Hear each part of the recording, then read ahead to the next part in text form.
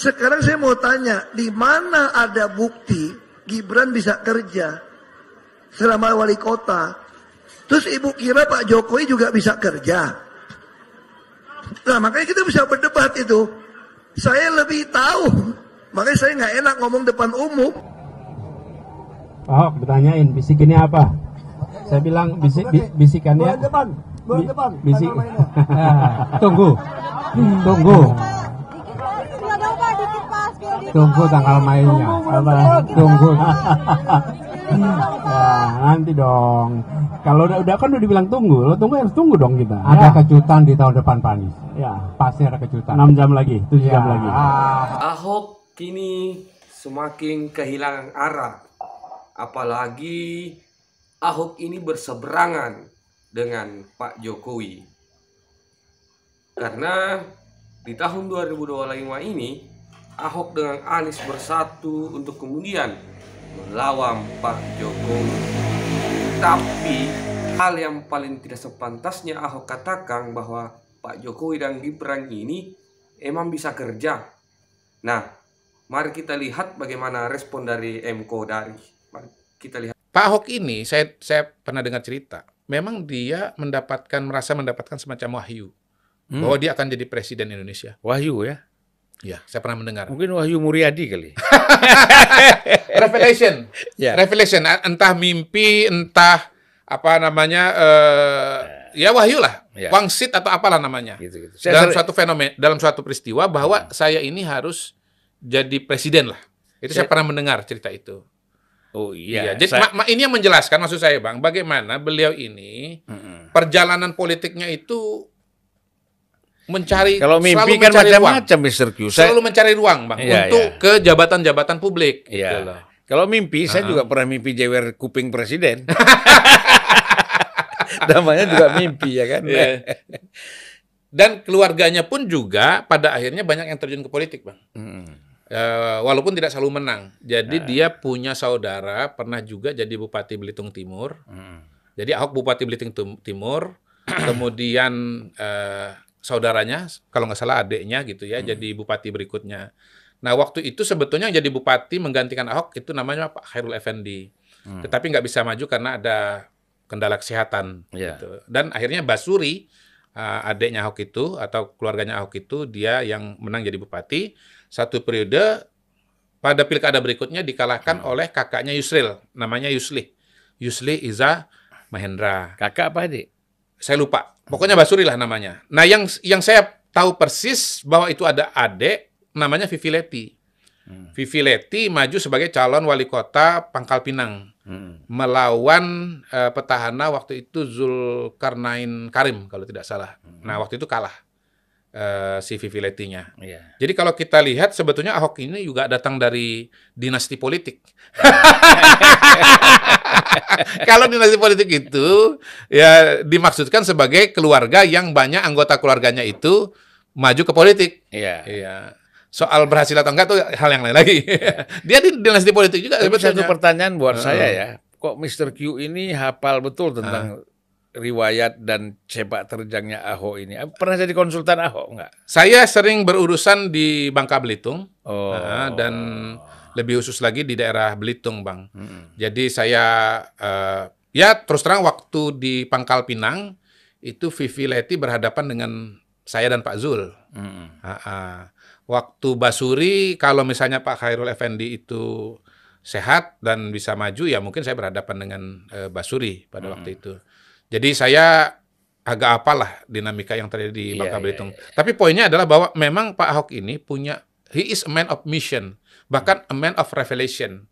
Bahwa dia merasa panggilan dia itu di politik, dan yang saya dengar pada waktu itu ya, dia memang katanya dapat revelation bahwa dia akan jadi presiden. Nah, kenapa saya sampai ke sana? Karena waktu itu saya bertanya-tanya, Ahok ini Bupati Belitung Timur, maju gubernur Bangka Belitung, kok mau maju gubernur Sumatera Utara, jauh banget gitu loh. Gitu. Jadi saya punya pertanyaan, kok istilahnya ngotot amat mau masuk ke jabatan publik gitu. Dan di situ saya mendengar cerita bahwa beliau ini punya mimpi lah atau merasa dapat wahyu untuk jadi presiden. Nah, tapi dengan proses. ya, Prosesnya ya, harus gubernur betul. dulu. Nah, sebetulnya pada saat saya lupa ya, apa Ahok masih jadi gubernur atau setelah itu ya, mungkin masih jadi gubernur. Itu pernah ketika kita survei calon presiden, nama Ahok itu naik. Yang milih sekitar 3-4%, Bang. 3-4%. Ya, jadi barangkali sebetulnya kalau nggak ada peristiwa Al-Maidah 51, dia masih menang gubernur, ya. Saya kira dia bisa jadi calon kuat itu untuk Calon pemilihan presiden. presiden. Iya, karena siapapun yang akan jadi gubernur Jakarta, hemat saya dari pengalaman yang ada, itu akan jadi calon presiden, ya.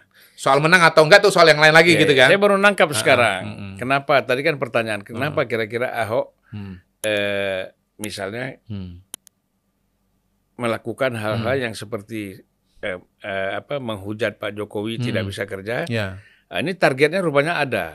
Ya, ya. Dia menunjukkan sebagai orang yang loyal, loyal dan Iya, iya. die hard Betul. bersama Ibu Mega membela PDIP Ganjar. Mungkin targetnya supaya nanti dicalonkan jadi gubernur. Bisa jadi, bisa jadi. Calonkan jadi gubernur sekarang, kemudian 2029 bisa jadi capres. Iya, kan gitu. Bisa juga, itu salah satu kemungkinan. Nah, walaupun kemungkinan yang lain, dia juga berharap dengan dia terjun, maka kemudian bisa memenangkan Ganjar. Kalaupun tidak memenangkan sekali putaran, minimal dia bisa membantu Ganjar untuk lolos ke putaran kedua. Nah, itu mungkin didasari kepada tadi pengalaman yang saya ceritakan. Kalau nggak bisa juga berputar-putar, kan? Dia merasa bahwa dia punya banyak pendukung. Tetapi saya mau katakan juga dalam survei-survei yang belakangan, nama Ahok itu sudah nggak seperti dulu lagi. Ya. Kalau dulu itu saya sempat bilang kan bahwa dia namanya muncul 3-4% gitu. Kalau sekarang namanya nggak begitu muncul, gitu. Dan menurut saya begini juga, karena kali ini beliau ini melawan Pak Jokowi, sesungguhnya mungkin kekuatan Ahok itu jauh menurun, gitu loh. Ahok itu kalau dilawankan dengan tokoh yang lain mungkin dia kuat, tetapi begitu melawan Pak Jokowi, ya lemah. Barangkali seperti cerita Mas Ganjar itu, kenapa sih di antara semua gubernur di Pulau Jawa yang mendapatkan exposure yang tinggi pada masa COVID, kenapa dia yang surveinya naik? Kenapa bukan Ridwan Kamil? Kenapa bukan Khofifah? Kan kita udah bahas di episode yang satunya lagi bahwa karena Mas Ganjar itu diasosiasikan dengan Pak Jokowi. Nah, hemat saya, Ahok ini adalah Mas Ganjar juga sebetulnya. Kayak Mas Ganjar juga. Dia punya elektabilitas, dia punya popularitas, itu karena dia pernah satu paket dengan Pak Jokowi di Jakarta, gitu. Pernah jadi wakilnya Pak Jokowi. Jadi Pak Ahok ini sebetulnya nggak boleh terlalu GR juga. Merasa dan mengatakan bahwa suara saya itu besar gitu. Karena jangan-jangan suaranya Ahok selama ini sebetulnya adalah suaranya Pak Jokowi gitu loh.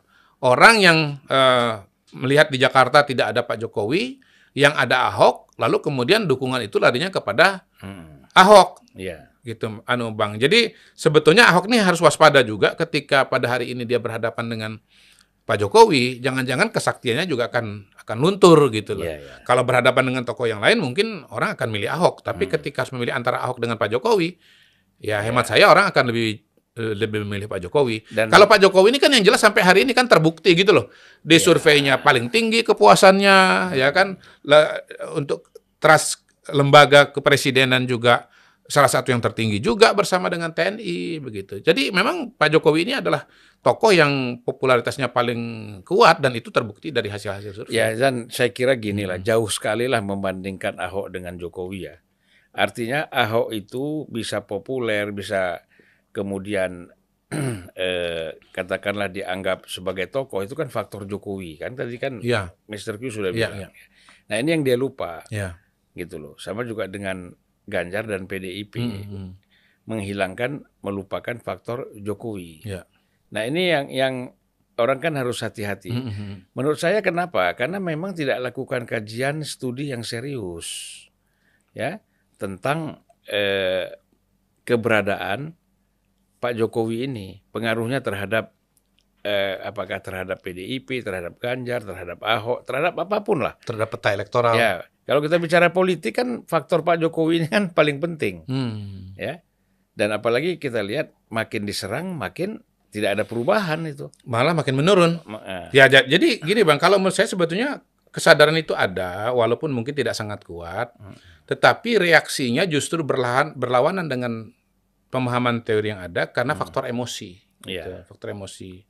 Jadi tindakan-tindakan yang diambil berdasarkan variabel emosi itu kan tidak lagi rasional gitu. Atau bisa jadi karena ini kan mengikuti komandannya kan begitu. Jadi kan pertarungan antar galah nih Bang. Kalau istilah kita dulu pertarungan antara kingmaker. Nah, kalau meminjam istilahnya Mas Bambang Pacul ini pertarungan antar galah sebetulnya.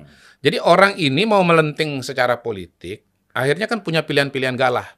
Ada galah Jokowi, ada galah Bu Mega gitu. Dan ya akhirnya misalnya Mas Ganjar kan pilih Bu Mega, Ahok pilih Bu Mega, Pak Mahfud pilih Bu Mega gitu. Pak Prabowo pilih Pak Jokowi. Ya dan seterusnya dan seterusnya. Jadi tapi mungkin begini juga sih dalam konteks Ahok ya. Ya Bu Mega kan ketua PDI Perjuangan. Pak Jokowi kan bukan ketua partai.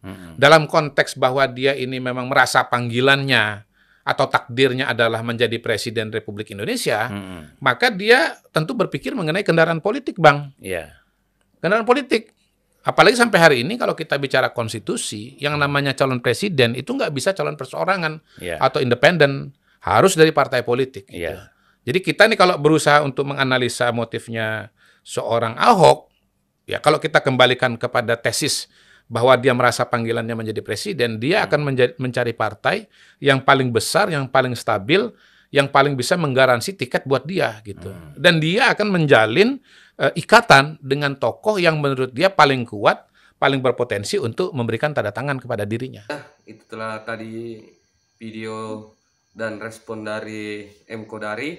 Semoga apa yang disampaikan bermanfaat untuk kita semua. Jangan lupa like, comment, and subscribe.